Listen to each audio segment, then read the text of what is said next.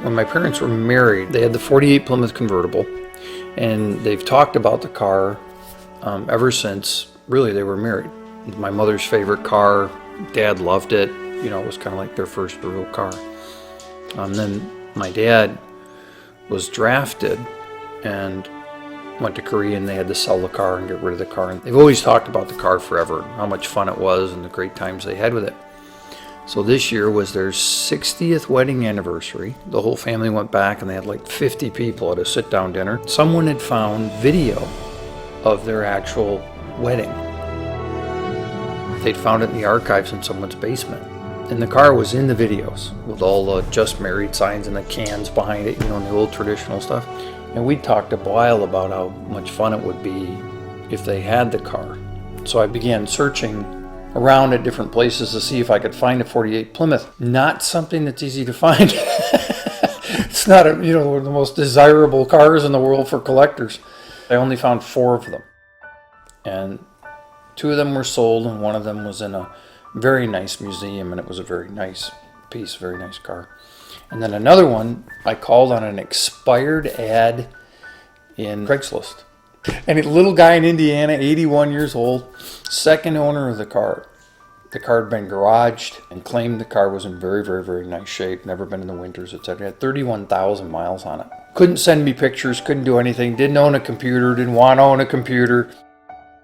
So I had a friend drive up and looked at the car and took a bunch of pictures of it. He had all the maintenance records, original manual for it, all kinds of things for the car. It was pretty amazing what he had. And I bought the car, and we hired a transporter and shipped the car back. Now, my father was a Chrysler Plymouth franchise owner for 26, 27 years, and his service manager had been with him all of his life. I mean, ever since they started the dealership, he'd been with him, Donnie. Donnie agreed to take the car and hide it and do some mechanical work to it. The guy backed it off there, and we sat out there talking, drove right in here like nothing. And we kept it right there and on a hoist most of the time. That got pretty funny because we're trying to keep this thing totally under wraps. My dad knows everybody, so it has a lot of challenges to it. I took it to the detail shop and stuff. I thought maybe we'd get caught driving it, but never did. Flew in, they knew nothing about me coming.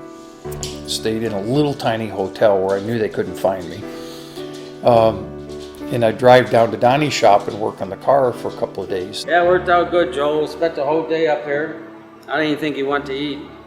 I flew my youngest son, Colby, in, and he faked a fishing trip with Grandpa.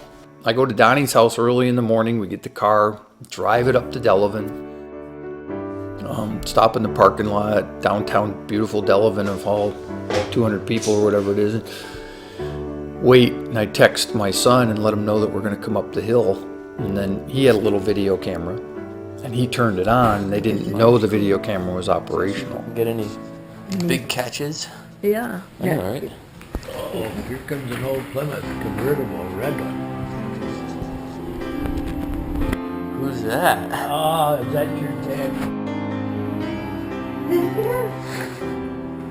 What's he doing I here? told you he lied that he... We met in high school. Ben was a cheerleader. I played sports. A few weeks ago, under a complete surprise, a 48 Plymouth convertible drove in our driveway. Why don't you guys better get outside and check out your 60th anniversary present?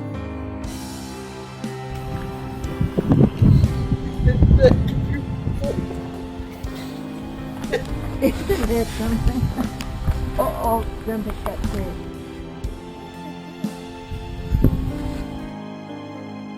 We were 19, and my mother made me give her my check every week because she had a sign for the car.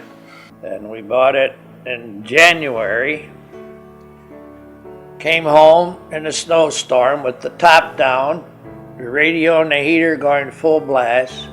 And as you would say, we froze our butts. And Thought we were pretty cool. Oh my gosh.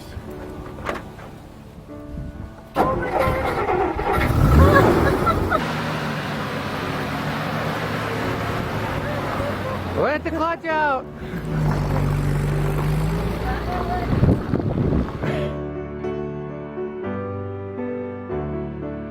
And that was really the surprise to the car. You know, we totally kept it under wraps. No one knew about it but a handful of people, and they were all very, very good about keeping it covered up. And it was just a, yeah.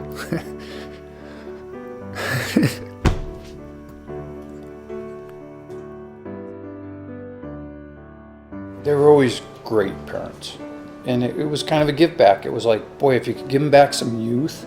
It's like we are. It's a classic. Yeah, we're all classics.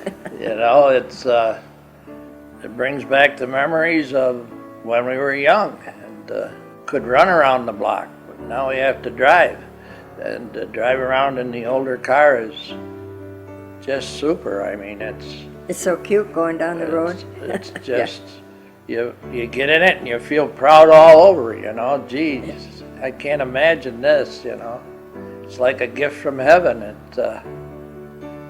It's just a great car. We're going to enjoy it to no end. The other day we took it to town, went to Burger King, and parked outside with the top down, and you'd swear it was Miss New York State in a bikini, because everybody was around it. I mean, people wanted to take pictures of it. It's Joe. It's Joe through and through, this car. I mean, it wouldn't be my cup of tea. When I looked, I'm thinking, oh man, I don't know. But then when I seen Joe in there, this is it right here, you know? It's great thought from a young lad that thinks that much of his folks, that he would spend that much time to look for something that he knows they would greatly appreciate. Plus, he got one on his dad, or his dad usually gets one on him. I'd do it again just to get one over on Joe. Because it's like almost impossible. And then the car will stay in the family forever. No matter what happens, the car will never be sold. It'll stay in the family, and you know, it'll be that part of that, and those memories will be there forever, which is just irreplaceable. Especially the way we pulled it off.